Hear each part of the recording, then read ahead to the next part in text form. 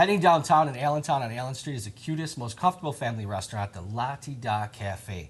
With me today is my friend Sherry Nugent, who's going to be preparing one of her customers' favorite dishes, barbecue short ribs. I can't wait to try it.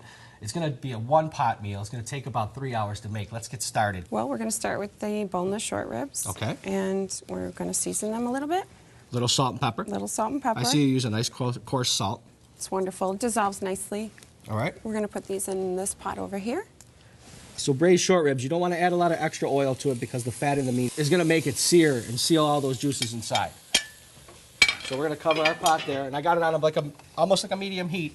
Yeah. We want it to brown. Just to get a little seal on it. And while our meat's getting ready, we're going to cut some vegetables. We've got some beautiful vegetables. Today we're using celery. Parsnips and carrots. Beautiful. And onion. All she did was peel them and rough chop them. You don't have to be really uniform about it because what we're going to do is cook those down with the short ribs and make a stock. So we'll add these. Mm-hmm. Perfect. This is one of my favorite dishes. It's like you were telling me earlier, you can throw it in the oven and go to church, and when you get back, it's ready. Absolutely. So now we're going to add some beef stock. All right.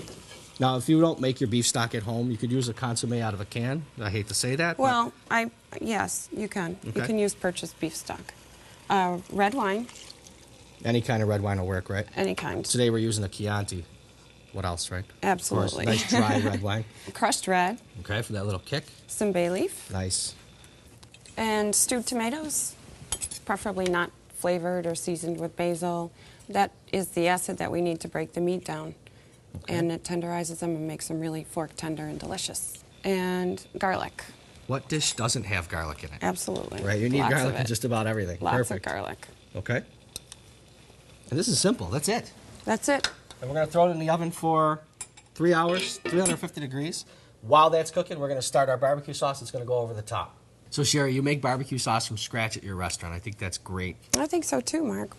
We've been making this for as far as I can remember. This is what I grew up on, and it's delicious.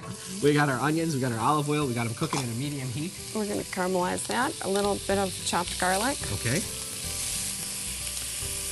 Some crushed red. Gonna kick it up a notch with that. Yes. Okay. And this is a little bit of cheating when you add the sugar before the onions are caramelized, and it caramelizes them faster, and some chefs are really opposed to that. However, it will caramelize those onions nicely. And I love it. A little salt and pepper. A little salt and pepper.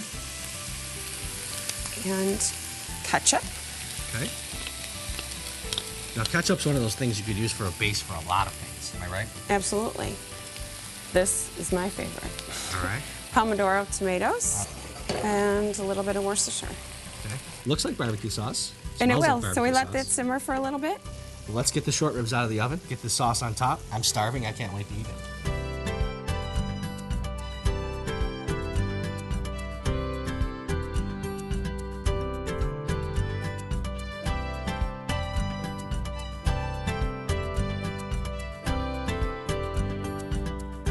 Barbecue short ribs. Look how fork tender that is. Oh my God. The only problem is I can only eat like 7 or 8 of these. 206 Allen, La Ti Da Cafe. That's Sherry Nugent. Come dine with me.